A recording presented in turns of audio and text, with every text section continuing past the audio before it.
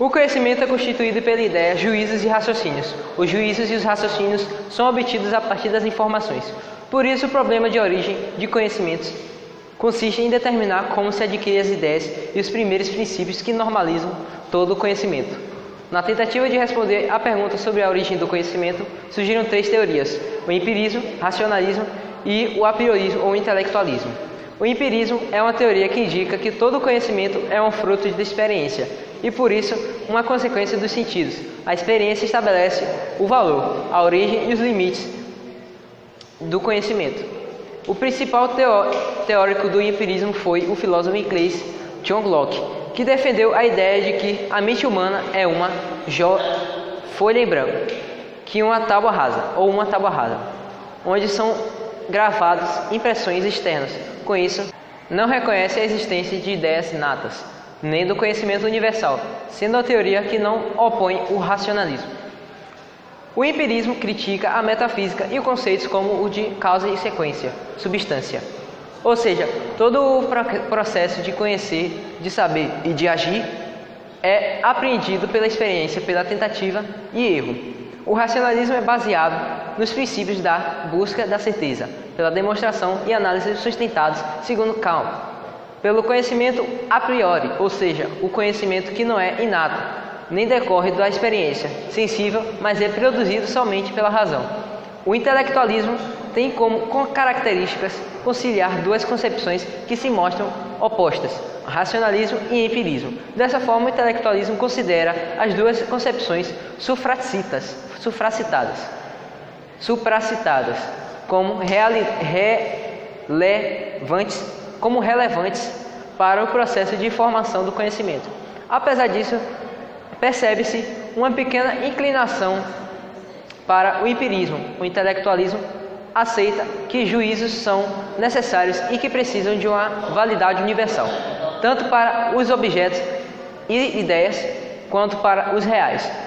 Todavia, nessa doutrina, os juízos derivam da experiência. A consciência cognoscente tiram seus conceitos da experiência. Seu pressuposto fundamental é nada estar no intelecto que não tenha passado pelo sentido. Com isso, estabelece-se que pensamento e experiência são as bases do conhecimento humano. Pode-se dizer que o intelectualismo tem como precursor Aristóteles, que procurou dar solução para o problema do conhecimento.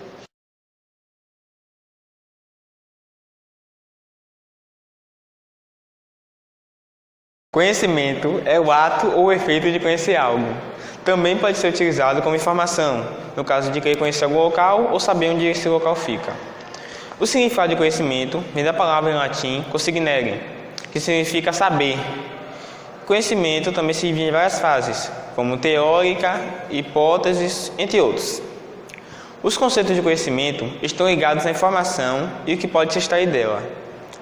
A partir da informação de dados e o entendimento de seus significados, pode-se gerar o conhecimento, com a informação que tem algum tipo de utilidade. Alguns exemplos de conhecimento são o conhecimento das leis, conhecimento de determinado fato ou nota em que se verifica o aceite de determinado produto ou serviço, conhecimento adquirido através de estudo ou experiência e também o autoconhecimento, entre outros. O conhecimento se baseia no sujeito, aquele que é capaz de aprender, e o objeto, aquilo que é capaz de conhecer.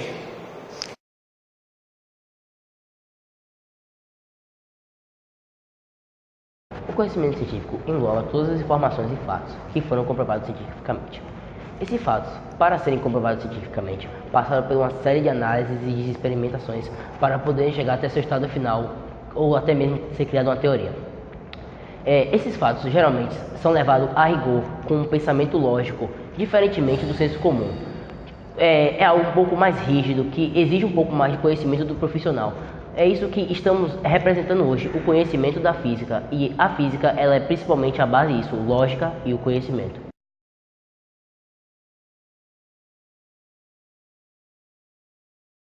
O conhecimento lógico é conhecido primariamente como o conhecimento da fé religiosa, que representa, para quem a segue, o único conhecimento, ou o conhecimento mais verdadeiro, vamos dizer assim, entre aspas.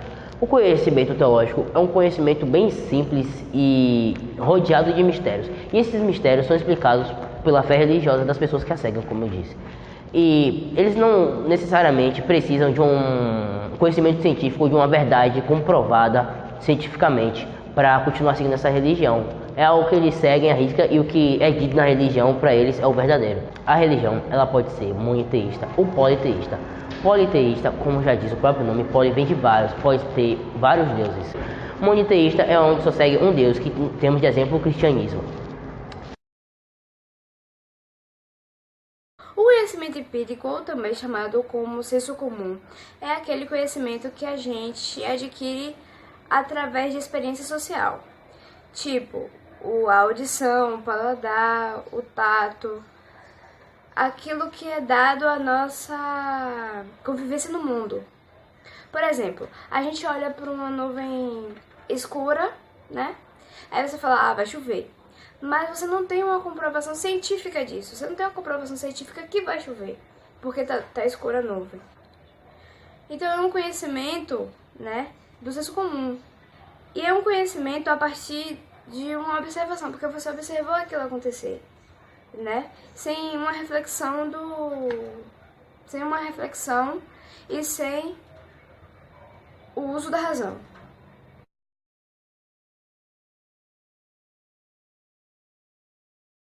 O conhecimento filosófico é baseado na razão, aquele que é necessário usar o raciocínio lógico para construir uma relação entre os conceitos.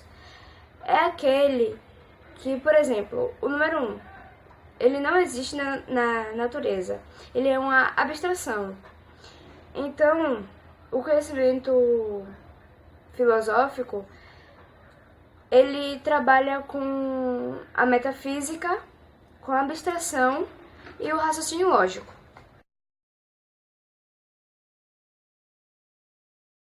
Como dito anteriormente, o conhecimento científico se baseia em comprovações científicas para construir teses e teorias. Mas como podemos trabalhar com essas comprovações?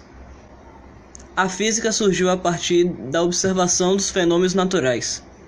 Essa ciência tem origem na Grécia Antiga, e lá foram feitos os primeiros estudos sobre os fenômenos da natureza pelos chamados filósofos naturais, ou pesquisadores interessados em racionalizar o mundo.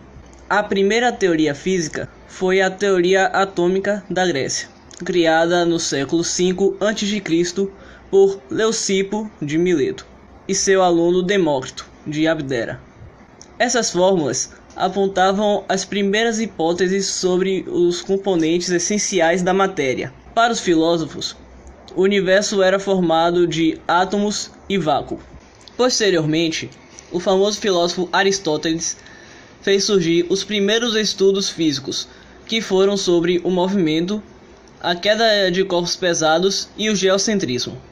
As descobertas de Aristóteles nortearam os estudos da física até o final da Idade Média. Com a evolução dessa ciência, os pesquisadores passaram a realizar a investigação experimental e a aplicação do método matemático. Hoje, a física é uma ciência que estuda a matéria em todas as suas vertentes, seja no âmbito molecular, universo atômico, nuclear e até subnuclear.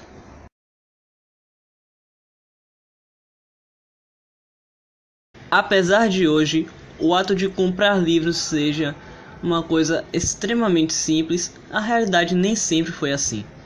Durante a Idade Média, muitas obras foram escondidas e até mesmo destruídas, e apenas pessoas ligadas à igreja tinham acesso a elas.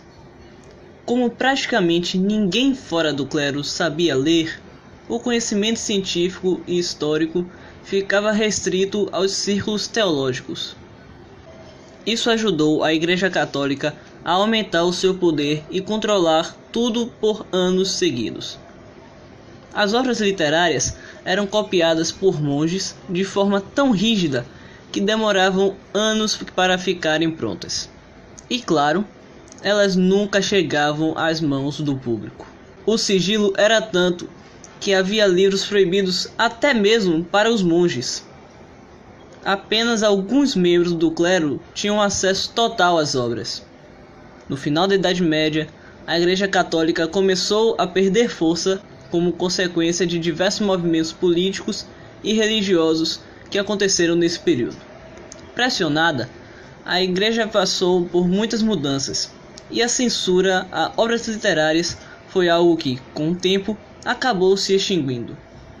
Assim, os moteiros se tornaram grandes bibliotecas, que posteriormente se transformaram em ricas escolas. Enfim, a sabedoria poderia ser compartilhada.